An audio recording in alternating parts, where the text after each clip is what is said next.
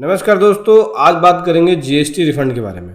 दोस्तों, ऐसे बिजनेस या ऐसे मैन्युफैक्चर जो एग्जाम सप्लाई करते हैं प्लस टैक्सेबल सप्लाई करते हैं और उनका इन्वर्टेड रेट बन रहा है, तो एग्जाम सप्लाई के केस में भी रिफंड ले सकते हैं।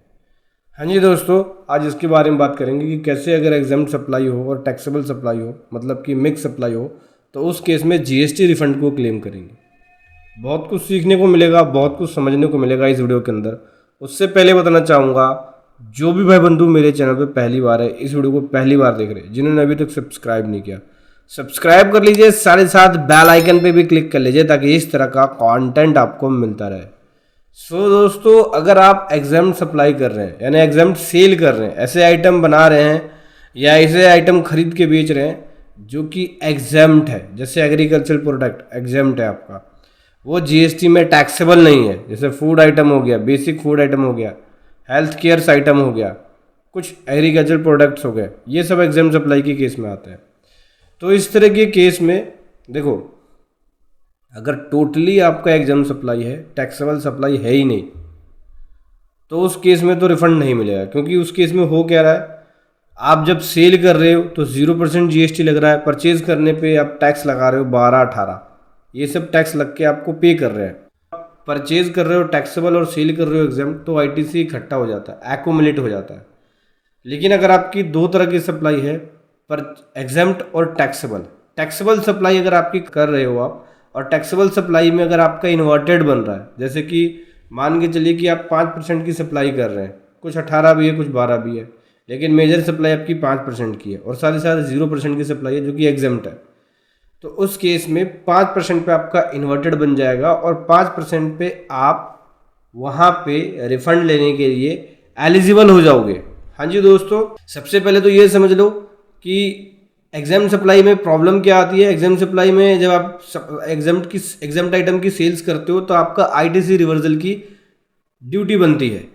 एज पर जीएसटी लॉ के अकॉर्डिंग, सेक्शन 17 और रूल 42-43 के अकॉर्डिंग आपको जीएसटी का, आईटीसी का रिवर्सल करना पड़ेगा।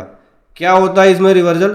सेक्शन 17 सेक्शन 2 का प्रोपोर्शनेट रिवर्सल बोलता है कि जितना आपने इनपुट लिया है उसका रेशो के अकॉर्डिंग आपको जितना भी आईटीसी बनेगा उसका प्रोपोर्शनेट वो आप रिवर्सल करना पड़ेगा। रूल 42-43 देख सकते हो आप, उसके अकॉर्डिंग रिवर्सल करना पड़ता है प्रोपोर्शनेट कैलकुलेट करके। ठीक है, तो अगर आपकी एग्जाम सप्लाई है और टैक्सेबल सप्लाई, और टैक्सेबल में आपका इन्वर्टेड बन रहा है, तो टैक्सेबल में जब इन्वर्टेड बनेगा तो इन्वर्टेड के अंदर क्या है, आप रिफंड क्लेम कर सकते हो। इन्वर्टेड के अंदर आप जीएसटी रिफंड क्लेम कर सकते हो। इन्वर्टेड का मतलब हो गया जब परचेज का रेट हायर है, जैसे 12, 18, 28% परचेज कर रहे हो और सेल करते वक्त आप लोअर रेट पे सेल कर रहे हो, जैसे 5% या 12%, और परचेज करते वक्त 18% की आपकी मेजर परचेज है, तो उस केस में आप एलिजिबल हो जाओगे जीएसटी रिफंड के लिए। ठीक है, जो भी आपका आईटीसी एक्यूमुलेट हुआ है आपके क्रेडिट लेजर के अंदर, इसमें प्रॉपर डॉक्यूमेंटेशन होता है। इसके अंदर सीए सर्टिफाइड करता है आपके रिफंड को, आपके एग्जामिनेशन करता है, बुक्स ऑफ अकाउंट्स को, आपके रिटर्न्स का स्क्रूटनी करता है। एक एक चीज वर्किंग करने के बाद ये रिफंड को प्रिपेयर करके फाइल किया जाता है। ये एक प्रोफेशनल वर्क है, हर कोई नहीं कर सकता है, ध्यान रखना।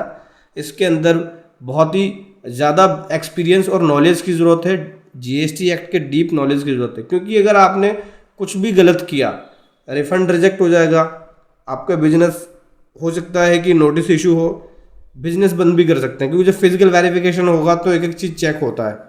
ठीक है, तो उस केस में क्या होता है, रिस्क इन्वॉल्व होता है। इसके अंदर ऑफिसर हर एक चीज़ की चेकिंग करते हैं और उसके बाद अगर कुछ फॉल्ट मिलता है तो बिजनेस भी बंद कर सकते हैं। इसीलिए हर कोई नहीं कर सकता, प्रोफेशनल वर्क होता है। आप चाहे तो हमारी पेड प्रोफेशनल सर्विसेज ले सकते हैं जीएसटी रिफंड के लिए, जिसका लिंक वीडियो के डिस्क्रिप्शन में है। इसके अंदर रिफंड भी टाइमली क्लेम करना होता है, क्योंकि अगर आपने डिले कर दिया तो रिफंड नहीं ले पाओगे, क्योंकि रिफंड लेने के लिए इसके अंदर टाइम लिमिट है, 2 ईयर तक का ले सकते हो। 2 ईयर से बैक अगर कोई रिफंड बनता है तो आप नहीं ले पाओगे। ठीक है, तो बेसिकली अगर आपकी एग्जाम सप्लाई है और टैक्सेबल सप्लाई, और टैक्सेबल में इन्वर्टेड बन रहा है, और अगर आप मैन्युफैक्चरर हैं, मैन्युफैक्चरिंग करते हैं जहाँ पे आपकी एग्जाम सप्लाई भी है और टैक्सेबल सप्लाई भी है, तो उसका यहाँ पे रिफंड कैलकुलेट होके प्रोपोर्शनेट आईटीसी का रिवर्सल कैलकुलेट होके, अगर रिवर्सल बनता है तो रिवर्सल होगा, और रिवर्सल नहीं बनता है तो इन्वर्टेड ड्यूटी स्ट्रक्चर में आपका रिफंड बन के क्लेम होगा।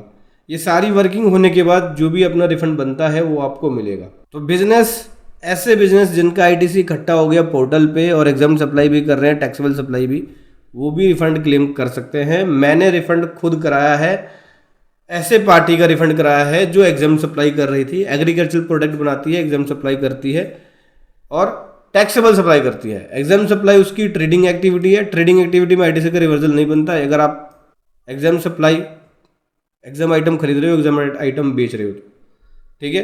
बाकी उसकी इन्वर्टेड बन रहा था, इन्वर्टेड बनने के बाद उसका रिफंड क्लेम हो गया।